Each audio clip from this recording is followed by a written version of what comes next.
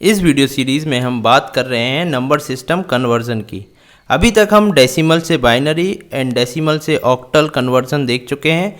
आज इस वीडियो में हम बात करने वाले हैं डेसिमल टू हेक्साडेसिमल कन्वर्जन के बारे में। चलिए देखते हैं। डेसिमल से हेक्साडेसिमल कन्वर्जन करने के लिए मैंने यहाँ पर एक एग्जाम्पल लेके रखा है जो कि है 1265.52।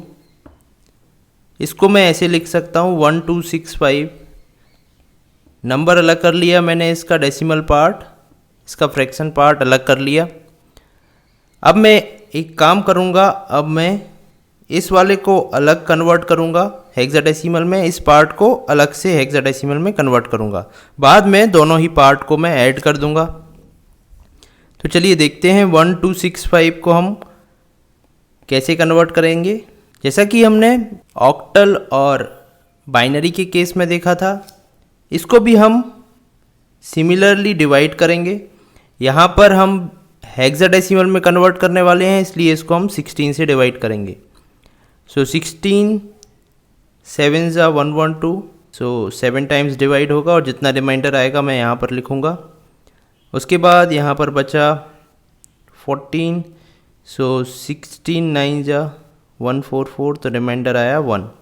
इसके बाद 16 को डिवाइड करूँगा मैं, 16 से फिर इसको डिवाइड करूँगा, 16 4 ज़ा 64, तो यहाँ पर बचा 15। तो 15 को मैं हेक्साडेसिमल में F बोलता हूँ, चूँकि आपको पता होगा 10 11 12 13 14 15 और 16, इनको मैं A B C D E F बोलता हूँ। 16 नहीं होता है, इसको हटा दूंगा मैं। तो यहाँ पर मैंने 15 को यहाँ पर F लिख लिया।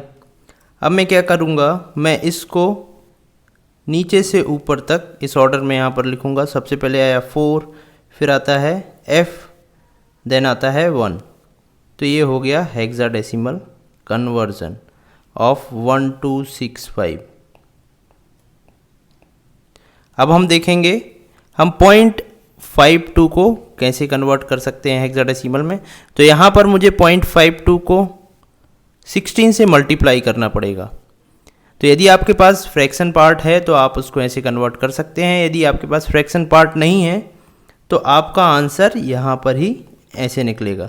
तो मेरे पास यहाँ फ्रैक्शन पार्ट था, तो इसको मैं 16 से मल्टीप्लाई करता हूँ। 16 2 ज़ा 32, सो 832 आया यहाँ पर, और पॉइंट यहाँ पर आ जाएगा। अब इस पार्ट को मैं यहाँ पर लिखूँगा और बाकी जो पार्ट बचा उसको यहाँ पर वापस भेज दूँगा।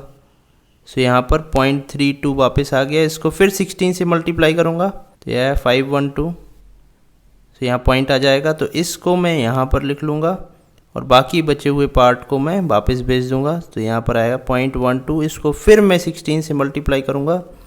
ऐसा मुझे तब तक करते जाना है जितने डेसिमल पार्ट मुझे फ्रैक्शन के बाद पॉइंट के बाद चाहिए।